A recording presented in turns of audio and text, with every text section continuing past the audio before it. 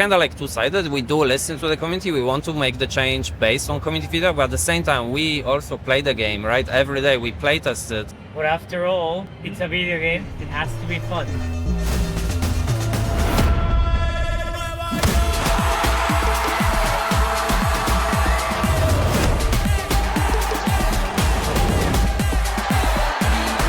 We're here at Gamescom talking to FC26 devs Bogdan and Sam. Thank you so much for talking to us. Yeah, thank you for the invite. Yeah, so first things first, a big part of the sort of marketing push for this game this year has been the importance of player feedback.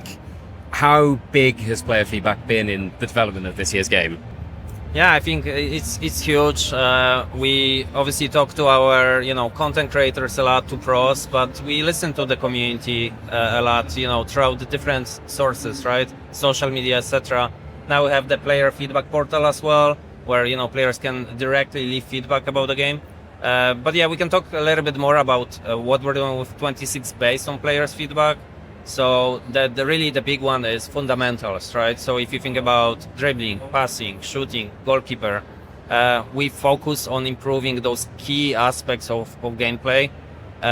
Maybe Sam can talk about that a little bit more.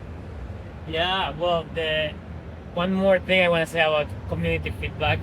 We listened to a lot of it, but we didn't want to only listen. We actually wanted to experience the game with the community, the way they are playing it.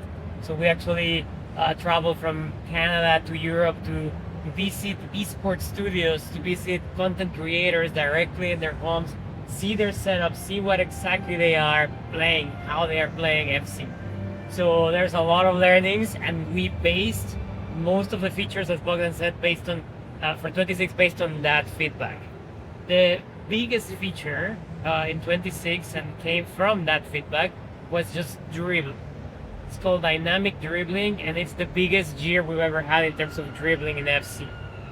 It's basically a lot more responsive, and the way I describe it personally is when you're dribbling, your player and the ball are actually moving more than before. You feel like you're going any direction you want immediately, so more responsive, and that allows you to create new ways to attack. That allows you to get away from tackles as well easier. If someone is putting pressure on you, it's much easier to turn around, go around the defender.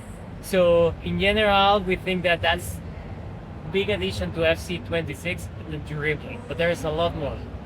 Yeah, I think I would also add base again on community feedback. I mean, you play the game as well. You've probably seen a lot of what community refers to tackle backs or bounce backs. So that's another thing we work very hard on in terms of analyzing different types of cases. Why does it happen? When does it happen? Because it's very rewarding if you actually time the tackle well, you get the ball back. If you don't, you're very frustrated, right? So we spend a lot of time and effort on that one. Another thing I would add is, especially when it comes to this competitive and authentic gameplay, for example, goalkeepers, we have smart deflections in competitive. So when the shot, for example, comes at the goalkeeper, for the most part, they would try to deflect it, above the goal or to the side, while in authentic, the deflections are a bit more like, let's say, realistic, right? But based on physics a bit more, right? So you have like different outcomes. While in competitive, we want to see fair outcomes as much as possible. And on the subject of authentic gameplay, I know realism obviously is an important part for many players, but how do you balance what is real and what is fun? No, it's another good question because, we, like I mentioned before many times, we work with a lot of content creators, including career mode community, right? That's a big one for us. And in the past, when we made some updates to the game, maybe the updates were great for the competitive players, but not as much for the career mode players, right? So now we have the split. We can update the game in specific, areas for one or the other, or for both if needed. In terms of like how we make sure it's authentic, we play the game, we watch the game. So as a, football fan, you watching the game, you then launch your career mode. You want to see a similar kind of feel. You want to see the authenticity, slower type of gameplay, slower type of build-up. But at the same time, you have maybe a bit more time to be, strategic, tactical about how you play the game, right? But at the same time, the outcomes will be a bit more, maybe random here and there, because that's what you see in football, right?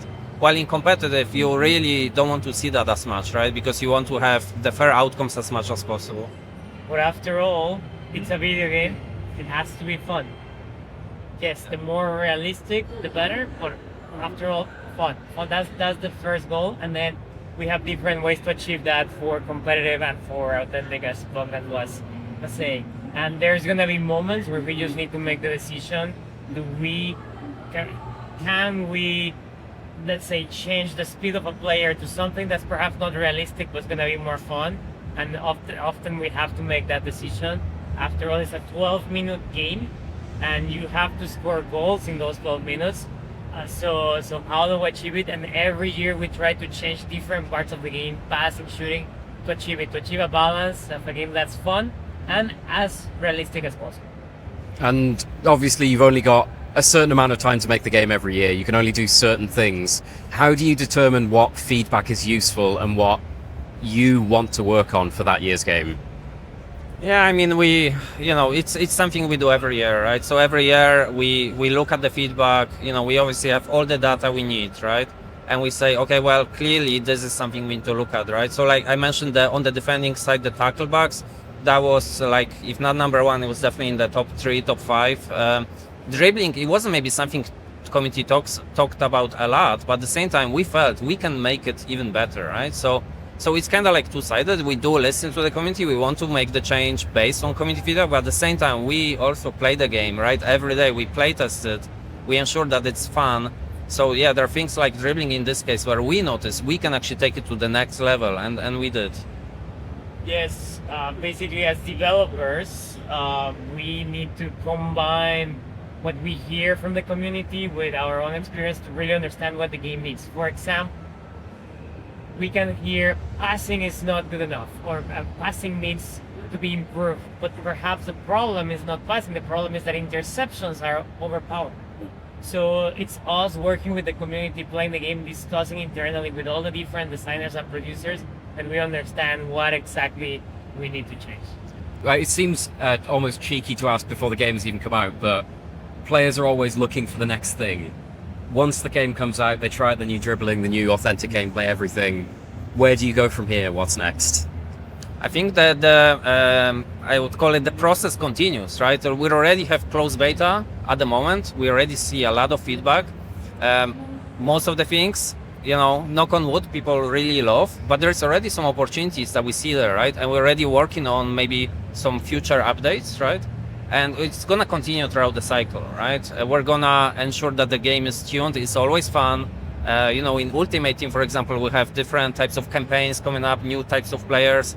We want to work closely with our Ultimate Team, with our content teams to ensure on gameplay we can also supplement it, right? With maybe some updates, live tuning updates, etc.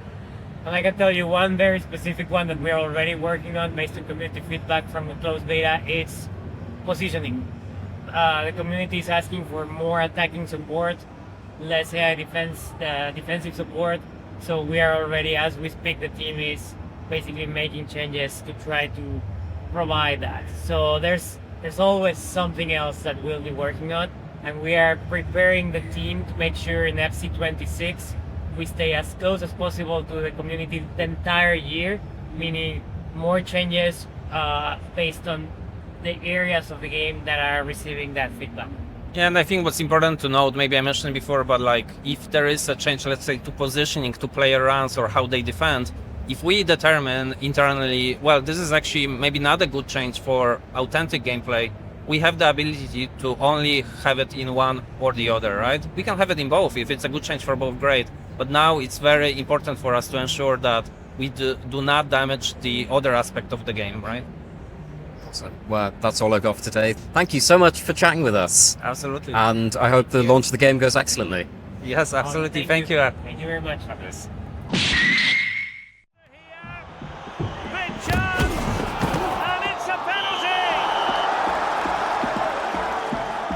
Wait. Give people what they want. Give them Zlatan.